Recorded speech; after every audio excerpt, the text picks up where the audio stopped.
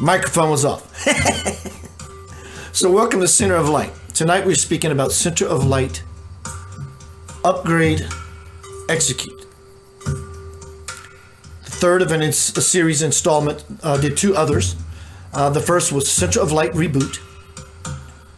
A couple nights ago, last night. It's all fading across. Was Center of Light Download, Dream Workstation. And tonight is Center of Light Execute Upgrade. I do have a video by Shunyamurti. He's going to be talking about free will choice. How to navigate in the dream when you're at your workstation. First installment was Center of Light, Always Dream Dream Workstation. The first installment was Center of Light Reboot. The last one was Center of Light Download. Tonight is Execute Your Upgrade. Speaking of upgrade, hi Kelly, hi Yvette, hi Pamela. I had to literally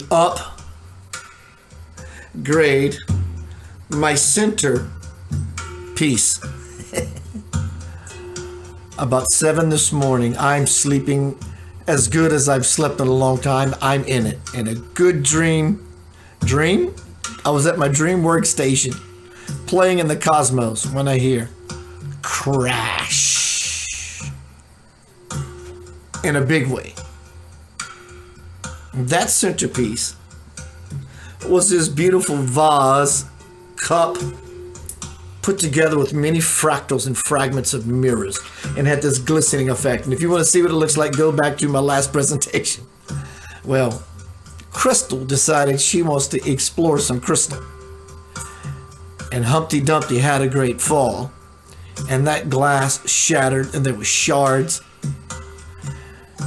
And I played human very well today. I was pretty upset. It meant something to me. It was given to me. It was gifted to me. Either way, maybe I had too much of an attachment to it. Obviously, that dream of mine became a nightmare. Tonight is Center of Light, Execute, Upgrade, and Shunyamurti is going to throw you a big old ribeye bone. Gnaw on it. There's lots of things that are gnawing at us. Why not gnaw on something in return? You know, when they put a stick in your mouth back in the old days, they're doing surgery on it for the pain. Well, I'm going to throw you a stick, a spiritual stick that you can gnaw on that will alleviate the pain you feel in life. Many people feel a lot of pain surrounding death. Sadhguru says, when you learn how to stay awake here, when you fall asleep at night, that there's no loss in consciousness. It will make it so much easier when you die to live again. The transition will not be, oh my God, I'm dying, oh my God, I'm dying. It will be, oh my God, I'm about to live again. The transition becomes very, very smooth, very congruent, very fluid. Ask yourself, hello Rena, I just love Rena. Ask yourself a very simple question in meditation. Am I awake? And of course, the immediate response is going to be, yes, I am. And then God's going to tell you, how do I know this? Because I'm reminding you that God's going to tell you, are you sure that you are awake? And then you're going to say, to what degree are you speaking about? And then you will know where you are. My question is, where are you? It doesn't require a response, except within yourself. Where are you? Who are you? When are you? Or are you at all? What is that? Are you at all? What is it you're doing? What it is you're feeling, thinking, processing, experiencing, wanting? That is the Dream Workstation, Part 3. Execute your upgrade. It's the Matrix. It's the movie The Matrix. It is. I watched the first one yesterday and the second one today. Wow. The implications, the ties, the parallels. Parallel beyond, it's exactly what's taking place. You're living in a dream world, Neo. Right? What is real? Do you think that's air you're breathing now, Neo? How do we get out of the dream world? You don't want to get out of the dream world. You're already in the dream world. There's no way you can escape it until you become dreamer status. So you will always be in the dream world until you achieve dreamer status. We all achieve dreamer status. We do it every night. We're talking about higher levels of consciousness. So you're already playing the game. You're already in it. To win it, you just simply have to become conscious. That's it. End of story. Hello Christianity, hello Buddhism, hello Sikhism, Jainism, Judaism. It's all the same game. You have to become conscious. You have to alter yourself. Create an altar for yourself to alter yourself. You will always be in a dream. So you can't, nor do you want to escape the dream. In the dream is where the magic of you truly flourishes. The magic of you in the dream is where you are, because you're the one in it actually dreaming all this up. You're dreaming. Ironically, the ticket is, are you conscious of your dreaming? Are you daydreaming? Great. Launches you somewhere else. You're in class, in school, you're daydreaming. You're thinking about better possibilities, daydreaming. Some people don't postulate, meditate on possibilities. They remember nightmares and horrors. I have a very dear friend of mine who watched at the age of God knows what, a young boy, The Exorcist 6 times. And he's proud to tell you that. He's scared the bejesus out of life. It's infiltrated him, this infection, this sickness, not his fault. And he's a beautiful man. And can he sing? Oh my God, he's beautiful, but you could just see his timidness. His always anxiety kind of guy. He's always on edge in his beautiful way. Are you in the dream, consciously, dreaming what you want, who you are, and when you are? Or do you wish you can just fade into oblivion and not exist at all? Because guess what? That will never happen. One of the key rules of Yanavaism, if you will, is you exist. There's nothing you can do about it. You can tell your mom, your dad, your grandma, your grandpa, and all your siblings, and there's nothing they can do about it either. So we might as well get right with ourselves. Right as in balance, being righted, not as in right or wrong. You play that game, you will sing that song. You will always dynamic through love song or the blues.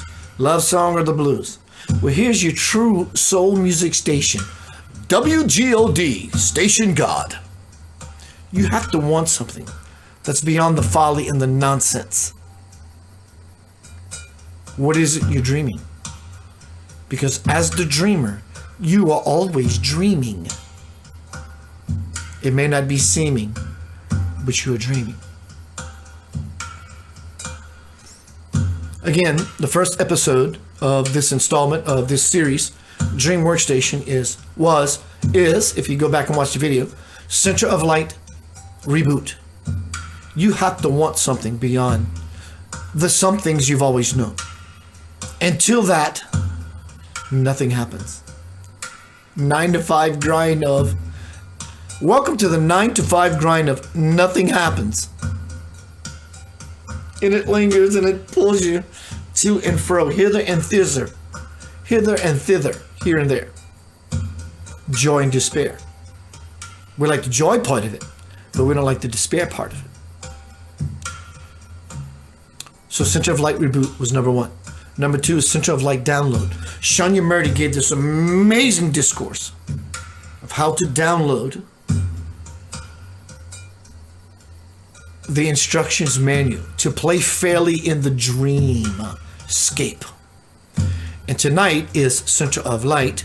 Execute your upgrade. Hello, Carmen de Shasha. Hello, Rena. So tonight, Shunyamurti is going to give a discourse, darshan, which means blessing of a holy man. He's a holy man. He may not be, I'm not saying he isn't, I'm using these words to describe where I think he is in his development. He's not Satyam Sai Baba or Swamiji, but he is this soft, as you see all around me, this amber light, soft, warm glow, spiritual might and delight. He lives in that constant, present, ever awareness. You will see it. You will feel it. You will be it. You will free it. It's beyond the words. His words take us someplace so we can understand for the mind. The heart doesn't need words. The heart needs the empty space. I promise you, if you fall into that space, you will feel that same loving grace that's come before as Jesus, Buddha, Krishna, your great-grandmother, a wonderful meal with a beautiful partner that you love in life, be it a sexual relationship partner or friendship or family member, a child. You can't separate great from great. There's only one greatness, one majesty, spirit, the divine, infinity, but there are many fragments in life of how it all simply loves itself in all of its garbs and guises.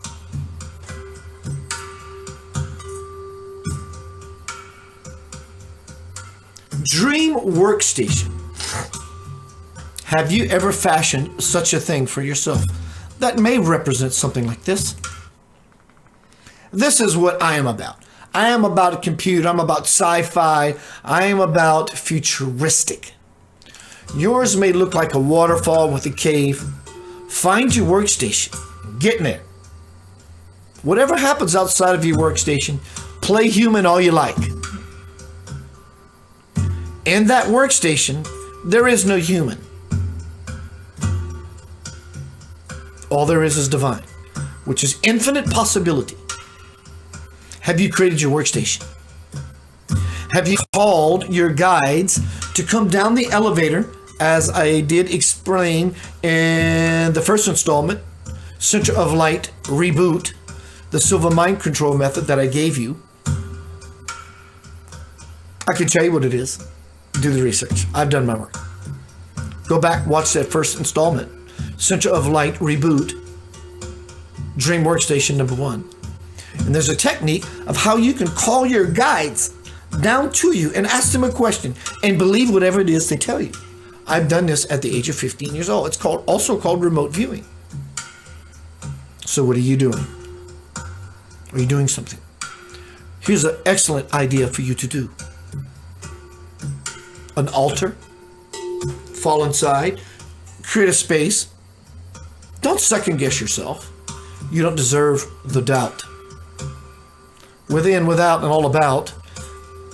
When you're in this space, everything is possible. That's what you deserve, is the luxury of that. When you leave that space, you can play human all you want. Give yourself the grace of being divine. When I'm in this place, everything is possible. The infinite fire lives in me, and I'm going to live in the infinite fire whenever I'm in this space. And you create this space, and you go there, and you bask in it, you bathe in it. You purify your soul in the sacred waters of what you've created for yourself. You will escape the matrix. Not that the matrix is something you can escape from. Like I said about the dream world, you don't want to escape it. You want to become illuminated within it so you can become Ready Player One to reboot your PC, to download what you need to download cosmically, and to execute all that you have upgraded. Step into the new world, the new reality. I'm doing it. Many of you are doing it. We are doing it.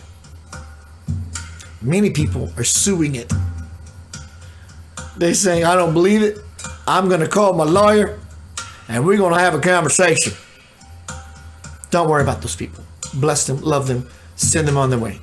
Send yourself forward toward a beautiful possibility. Sadhguru says, if you practice, start now. What do you have to lose? After about a month of this, it may not take a month. I'm just giving an idea of after the muscle memory kicks in and engages in the new habit after 21 days kind of idea. You're beyond that 21-day idea. Lay down, create your workstation. Simply, there's nothing you have to do. When you put your head on the pillow, fall into the place. Launch yourself from your favorite rock in the cave with a waterfall behind it, if that's your gig. And stay with it. Bathe, whatever it is, and stay with it. Stay conscious. Do everything you can to remain conscious in the transition from this to that. Someone asked me tonight on this panel I did tonight, in the realm of psychology, how will you ever get sleep? The body will sleep, the body will rest. We all do these nightly jaunts anyway, so why not become aware of it? The body will go unconscious while you, the superhero, the rock star, will remain in the essence of what you are, which is conscious. So when you practice this, you have nothing else to do. You're laying on your head on the pillow. Put yourself in your workstation, your dream workstation. Call your guides. You don't have to know the name of your guides. If your name of your guides is something you need, they will supply you with a name. It's not what their name is at all. If you like calling it Delilah or John or some cosmic starseed name like Uriel or Ariel or Akon, whatever you need, it will be offered and supplied. And it's all loving and purposeful. So the purpose of this is, one, you can become the dream weaver. Ooh, dream weaver, fly me high through the starry sky, maybe to an astral plane. To an astral plane. You go to the astral plane, you realize that you exist far beyond the body. So you lose your fear of death. So that, as Sadhguru says, when you become proficient, when you lay down at night to go to the dream realm, when you become fluent of that level of consciousness, when you know your physical demise is about to happen, you can fall into the same dream workstation and have your gradation from the realm of the physical into the realm of the spirit simply be just as smooth as a baby's bottom. You're the baby about to be reborn. And you fall into your divine birthright. This is what this 3-installment series, Dream Workstation, is about. Becoming hyper aware, not only of how to fall from what you call reality right now into the dream realm, because you can bet your sweet bippy, when you do cross over, that's going to become reality, and what you are calling right now will become the dream realm. So where are we in all this, really? Where are we in all this? What is all this? It's nothing. It's just an experience. You have launched yourself, projected yourself through this vessel we know as ourselves, or have identified as ourselves erroneously for so long. We simply move beyond the nonsense of the same old ridiculous ongoing rhetorical song. We just get out of it. It's truly a choice.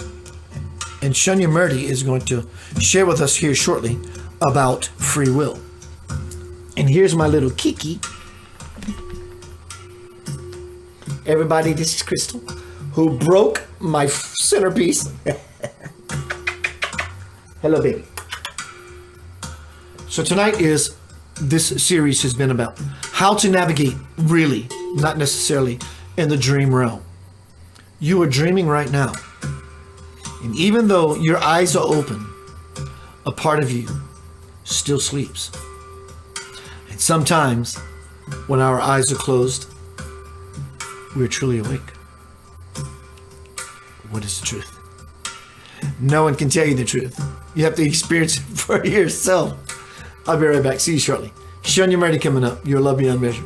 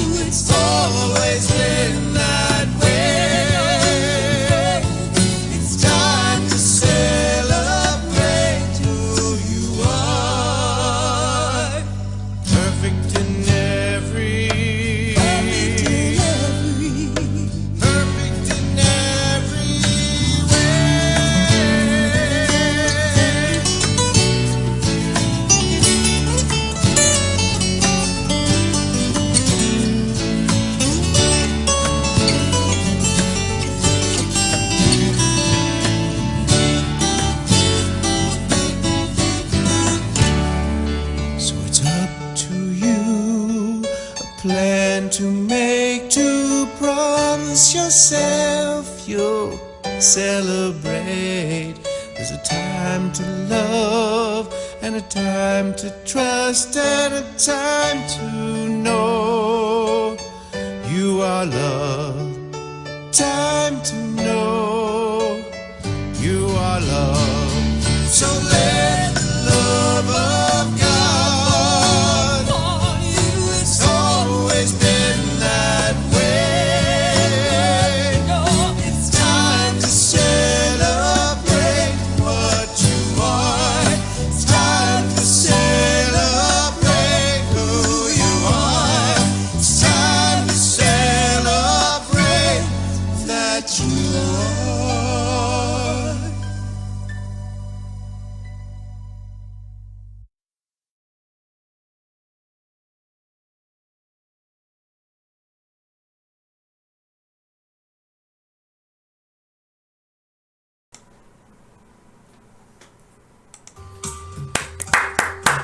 Welcome back to Center of Light. Maybe my little Kiki's going to join us here in a minute. We have been talking about Dream Workstation. Part 1. Center of Light, rebooting the mind. The mind has so much defragging, scan disking that it needs. It needs it. It brings us back to a 0 point. Makes the heart vulnerable, the heart ready, the heart ready to take on any situation. But the mind often chokes the heart. Fear often fog, clutters it. And it can't function properly. Reboot. Part 2 was Center of Light download. We download new possibilities, information. And tonight is Center of Light, execute your upgrade. Shunyamurti. Living in the fire. Here's an idea, an overall picture of how it all works, always. And there's nothing you can do about it either. This should be Yanavaism number 5. Everything that happens from one moment to the next can be seen as a door you open. I can only show you the door, Neo. You must open it. Every choice you make is a door of potential. When you grab that knob, twist it and turn it and push that door open to ajar it, are you clear enough? Like Monty Hall, door number 1, door number 2, or door number 3. Are you clear enough to know that regardless of what door you push open, something magical in the form of bliss is going to come forth? Or you're simply guessing? Are you gambling? You got this nice piece of furniture on door number 2. You want to gamble your choice to win the bigger prize, or you want the donkey?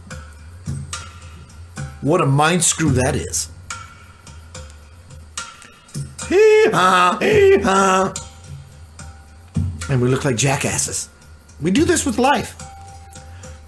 If you approach not only every day, every hour, every minute, every second, simply every moment of being is always a choice of an infinite amount of doors. You want to go to the bathroom in this moment, which could wait a couple of 5 minutes, right? I got to go to the bathroom, but my dog or cat wants to go out right now. You made a choice through the door. I'm going to go there.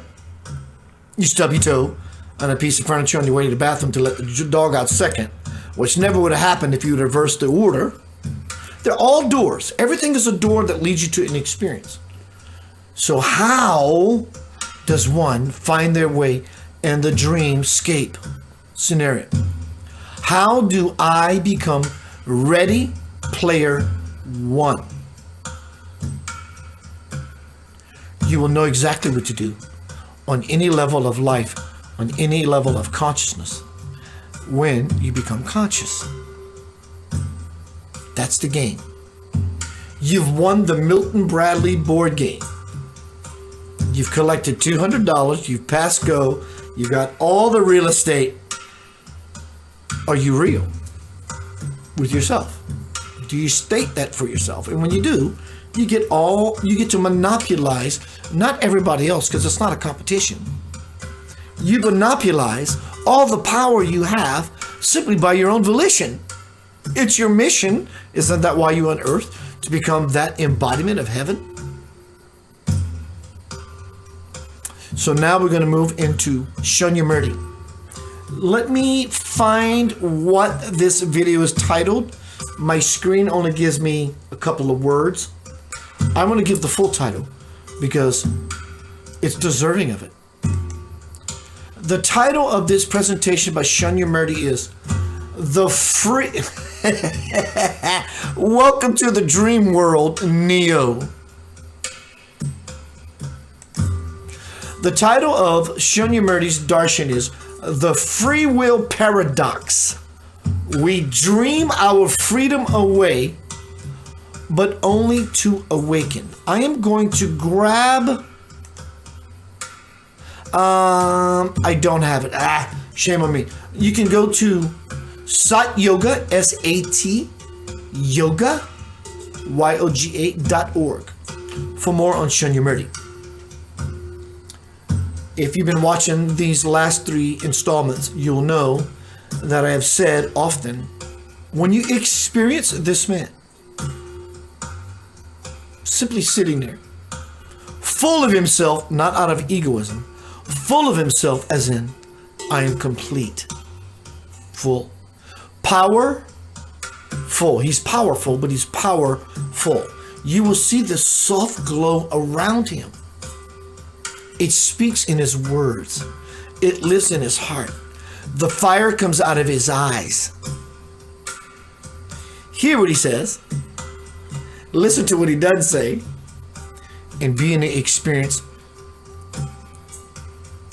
of an illumined one. And in turn, in the dream. you have greater possibility to awaken to what really is reality, as He is. I'll see you shortly. Wisdom can either be spoken from the straight truth or from the relative illusion, with the effort to make it clear that that illusion is illusion. But by ratifying the illusion, by beginning with the premises of the illusion, it seems to agree with the ego's desire to remain in illusion by finding it difficult to let it go. And this is why there are two attitudes towards such central concepts as yoga. Because from the perspective of the illusion of duality, yes, you have to unite. We unite what? The buddhi, the intelligence, with the truth. But is it really a uniting of two separate entities? Isn't the intelligence, the buddhi itself, the manifestation of the truth? Unless the buddhi is in love with its illusion. And so from the position of the truth of non-duality, there is no yoga involved. There is simply the letting go of the desire to hold on to the ignorance that keeps the illusion going. And that's not a doing. The letting go is simply dropping the deception, dropping the facade, dropping the belief system that keeps the illusion in place.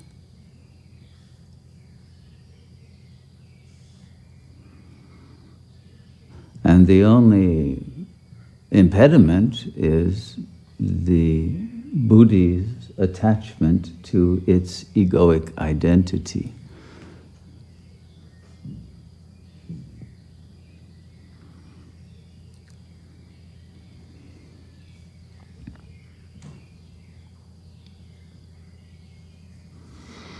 Even though the egoic identity is the cause of its suffering.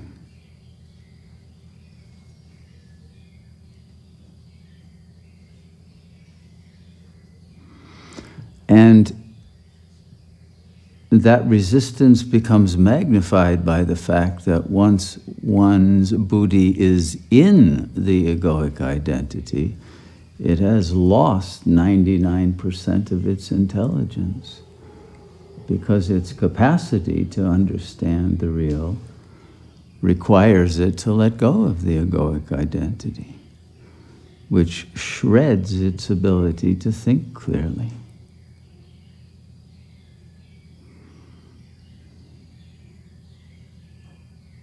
So this is the catch-22. You have to have already let go of the illusion in order to be able to think clearly enough to see that it is an illusion.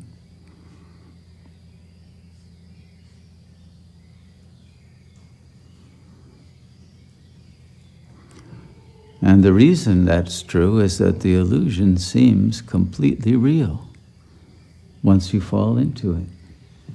In the same way that when you're in a dream at night, it seems completely real.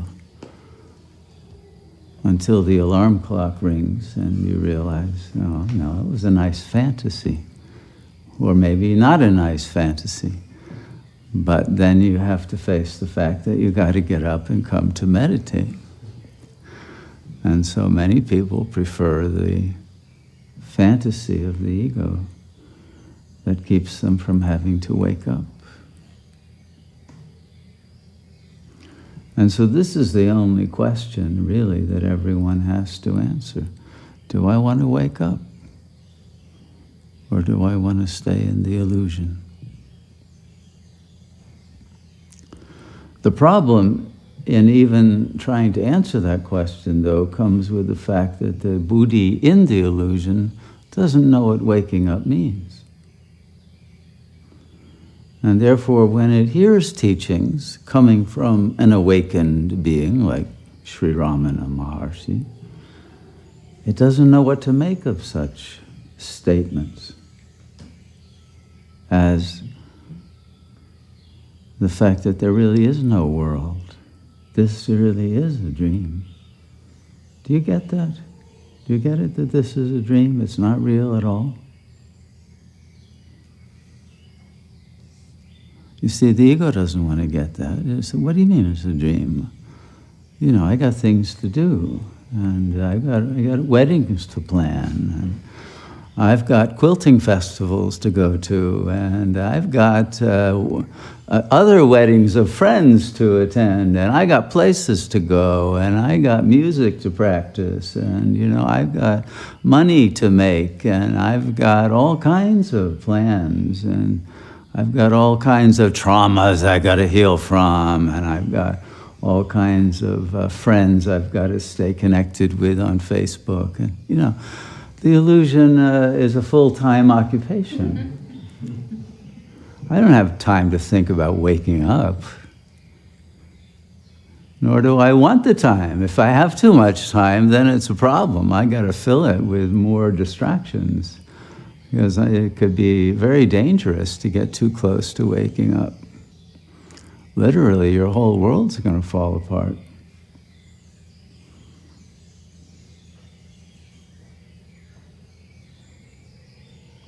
And that's the question, is how much do you value the real that you will only know once the ego's world has fallen apart?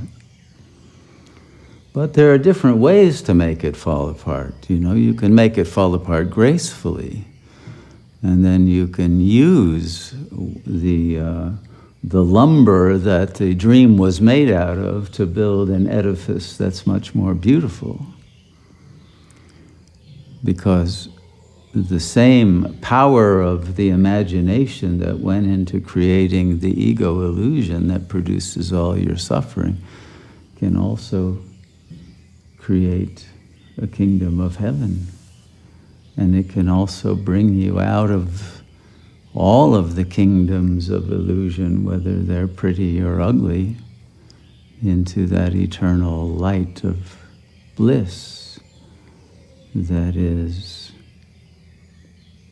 worth a lot more than any illusion you could create.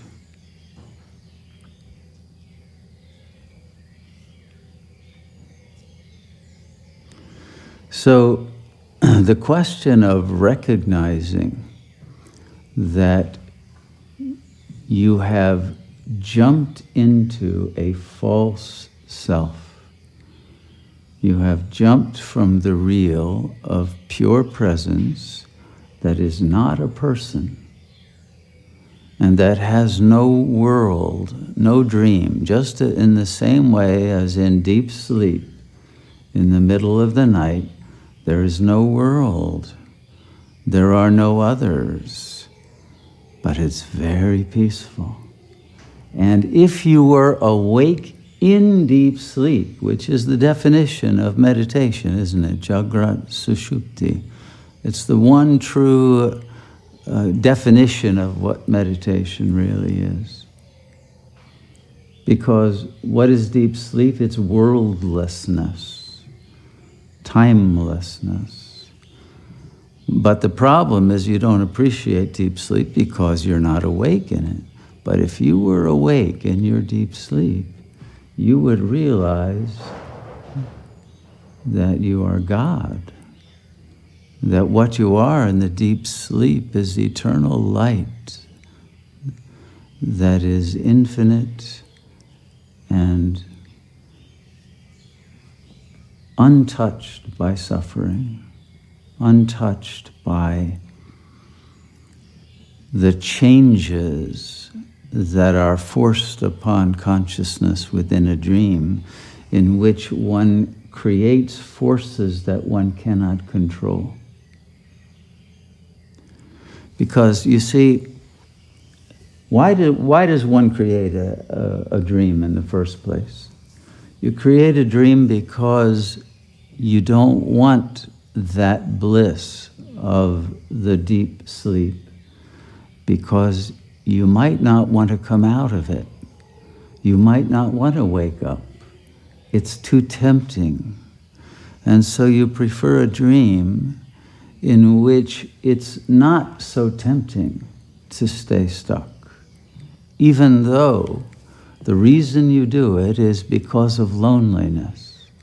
So long as there is any tendency to believe that you are an individual separated from God, then you want to have friends, you want to have a lover, you want to have security, you want to have a situation that you can depend on, a ground that you can walk on, a territory that you can claim.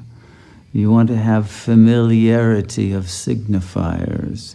You want to trust that the food you're going to eat is going to taste a certain way. You want to be able to have regularities that create cycles that are repetitive, that you can predetermine. It's going to be springtime. The groundhog has revealed itself. I can trust now certain weather patterns will ensue, etc., and have some feeling of control over what you are calling reality, which is a dream. And yet, in order to believe that it's reality and not a dream, it has to not be in your control. It has to resist you. Because if everything happened in accord with your desire, you would know you're in a dream. You would know that this can't be real because it's all happening because I want it to happen just this way. And therefore the ego doesn't want the power to be able to say, well, I'll think this person is coming up the trail and they'll be here. Because if that happens too often, you can't remain within the illusion that that is really another person, or that you are really a person, or that there's a trail. And so you want things to not work too well. Because if they work too well, you're going to wake up. And once you wake up, the game is over. Because then you can no longer avoid the bliss of realizing that you are the creator of everything in your world. But the you that's the creator of your world is not the you who shows up as a person in that world. It can't be. Because if you showed up as the creator, first of all, everybody else in that world would crucify you. You understand? That's what has to happen once you show up as the creator, okay? The people who have tried it haven't had happy results. The only way to recognize that you are the creator of your world is also to recognize that there is no world. You haven't created anything. And that the world is not what is to be valued. What is to be valued is the self that manifests as a world of infinitely different beings. But that the one who is believing that they are the one seeing their world is the primary illusion. It's not just that the others are illusory. You see, that's where solipsism takes over from the Ajata doctrine, you see, and you can't fall into the solipsism because that makes you believe, which every ego does believe, I'm the only one who gets it. I'm the only one who is real. I'm the only one. Even though you'll also believe, well, my ego is crazy and I'm stuck and I rut and all that, but you also think, but everybody else is worse off and more psychotic, and right? So there is still this narcissistic belief that is based on a true understanding, actually, that yes, I'm the creator of my world. But because it's interwoven with the psychotic fantasies of what the ego wants rather than what the creative intelligence of the God self wants, it creates this dual conflictive situation in which the world has to seem crazy. It has to seem out of control. And the ego has to seem like it must somehow adapt to that out of controlness, rather than bring the power of awakening into the dream. Because if you bring too much intelligence, too much willpower, too much creative imagination into the dream begins to dissipate as an illusion. There's too much awareness. If there's too much awareness, too much presence, the dream starts to just fade into white light. And once that happens, you can't retrieve it after a certain point. It's too blissful, and you can't stop the full flow of the radiance that washes out the dream and brings you back into Satchitananda. So the effort that's being made behind the scenes of the person level of the illusion is the ego wanting to make sure that this person's reality stays within controllable limits, so that it doesn't get either too psychotic or too awakened, but it's got to somehow stay between these two polarities in order to keep on believing in the time-space chronological order of events. But as the various centers of consciousness that are projected out by the ego become themselves more and more dysregulated, more and more undependable, because they are now taking on the projections of one's own psychosis. The world becomes ever more ridiculously crazy, and all the people in it become more crazy and more indeterminate, which makes one then want to withdraw from having to depend on people who could, collapse into meltdowns at any point, or fury, temper tantrums, or whatever else. So one begins to notice more and more the instability of every ego. And every ego becomes more and more unstable as one notices it, and one's projecting more and more of one's own instability into the other in order to try to hold on to one's centeredness within a field that begins to not be just a dancing landscape, but a chaotic war battlefield.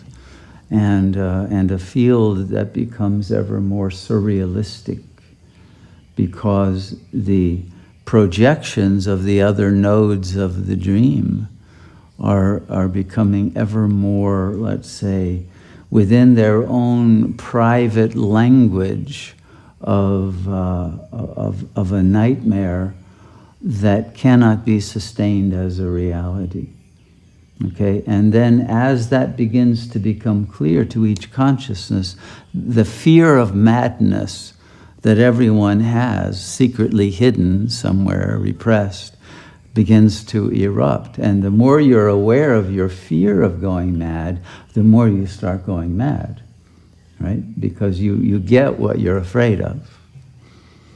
So at a certain point, you want out in such a desperate way, but you feel like you can't get out by simply letting go of the illusion, because you have already taken on the attributes that were projected onto the illusion as if these are signs that you yourself are insane, and that the way out is insane rather than simply a recognition of a truth. Okay? So you can no longer judge, you can no longer assess what is real and what is illusory. This is really the definition of madness. You have no capacity to diagnose what teachings are true and what teachings are totally out there in some totally delusory fantasy. All of this goes back to the fact that thinking itself is illusory. The thoughts that appear in your mind are not your thoughts. They pertain to the person within the context of the end of the Kali Yuga, which is what is being dreamed. And therefore, the person that you are becoming, so long as you believe you are that person and that person is real, will be determined by the, let's say, the vanishing point of the perspective of that world, which is falling into its own nightmare of the, let's say, the complete fruition and fulfillment of the basic premises of egos who are all at war with one another and with themselves. That culminates in the collective self-destruction.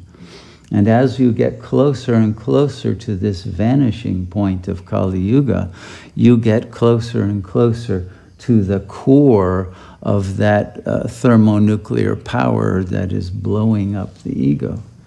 So you are attracted to the death drive that is involved in believing in the world, and at the same time you're trying to pull yourself out of it through recognition that it's only a dream. Wake up, wake up, wake up.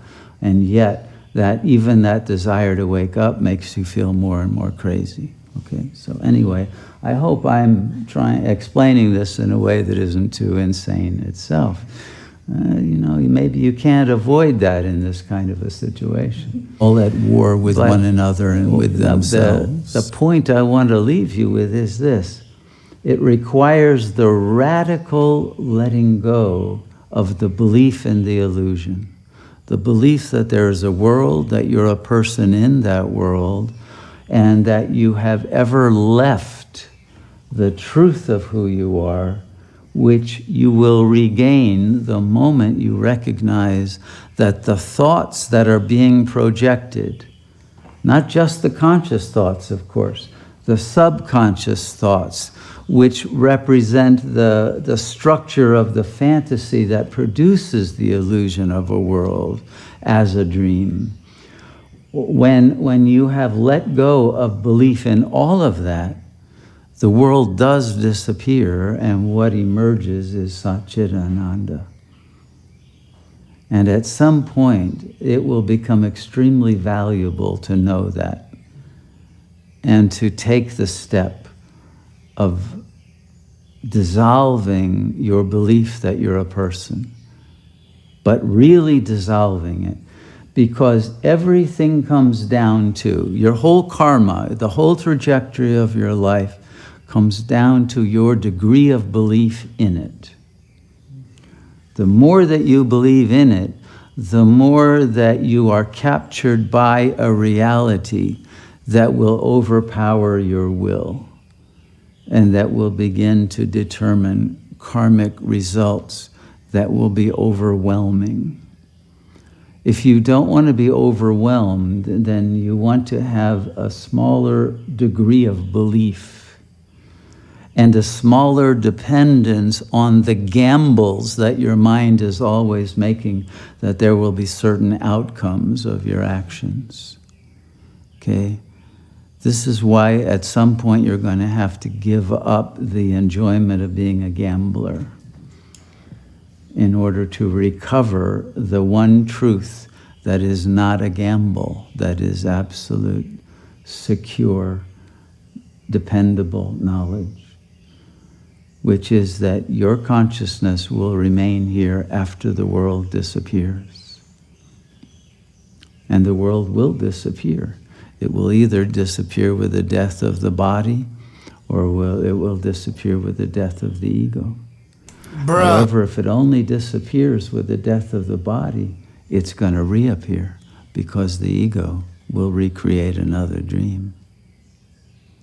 And you may not want to have what will be the result of this dream, whatever was incomplete and remains as a residue of insane karma that will have to be faced in another illusion of being born to another set of psychotic parents. So I don't recommend that you take that route toward liberation, but take it now while there's a margin before the little boat you're riding in goes over the Niagara Falls. Get out. And this is the advice that every sage gives. Get out of that little trap you're in, because you won't like the result when you go over the cliff that is in store for every ego as its rude awakening. So awaken in a non-rude way, with the grace of God's love kissing you into awakening rather than shaking you off the bed and onto the floor. It's a much nicer way to reach heaven and return to Satchitananda. I recommend it. And all you have to do is realize, I am. I am I. And with that, I bid you goodbye. Namaste.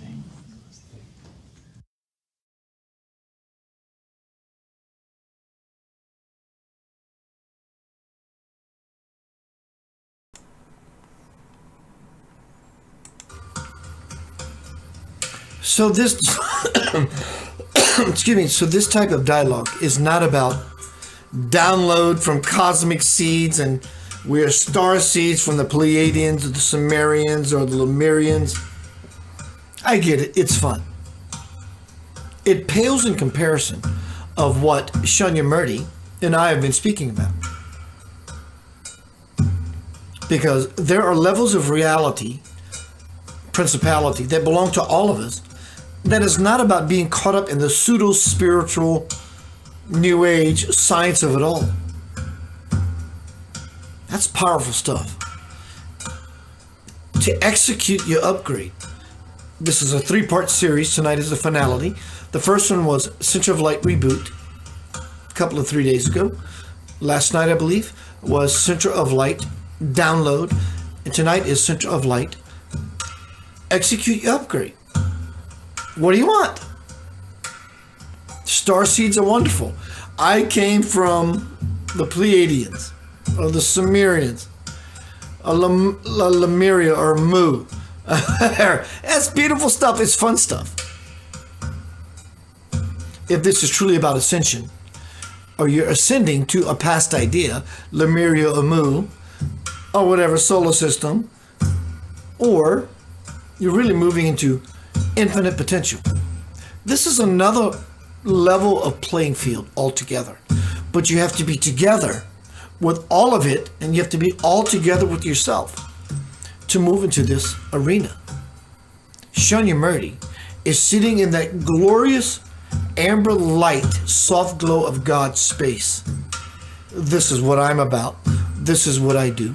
This is what we are all do. It depends on you. What do you want? And it's all beautiful because there is no hurry, no rush to get to that which is infinite. Rena says nothing can be said after that. That being said, after that, if you're new to this presentation tonight, right now or in the future, there are 2 more installments. Go to my Facebook wall about and yay far, you will see Dream Workstation Part 2, And tonight is part 3. On YouTube, it's a little more easy. You can just go to my channel, which I suggest everyone do. Subscribe, youtube.com/Center of Light Radio. You can go right to the video because they give you things a little easier without all the memes and GIFs that people post every day. A little easier. It's a dream.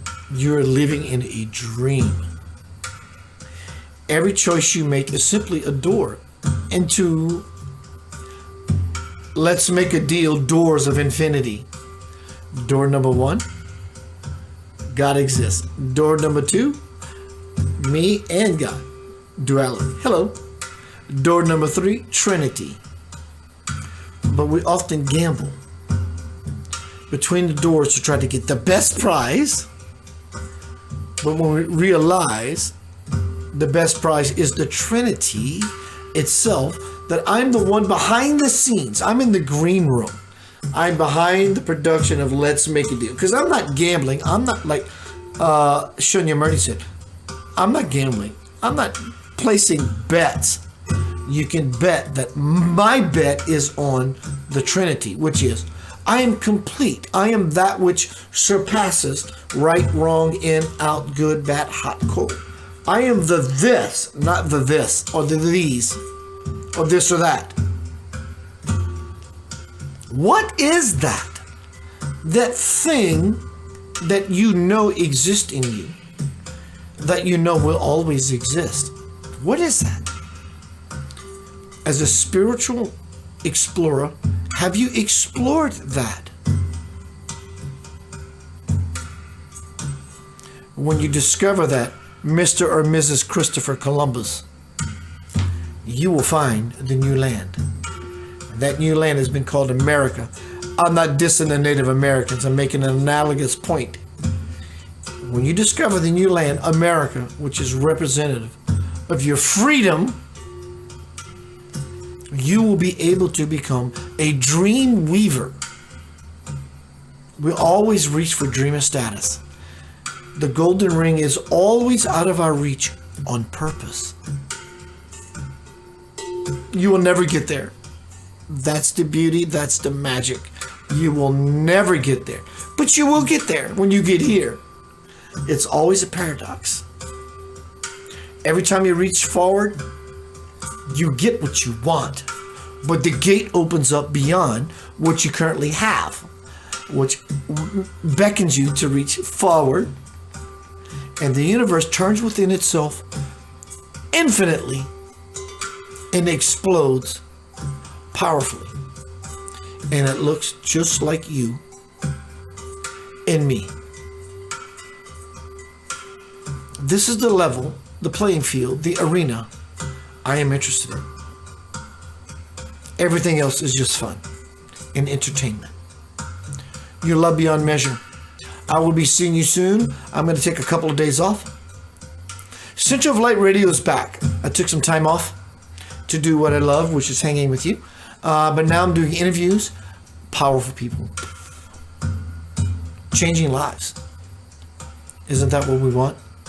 Not only for others, but for ourselves.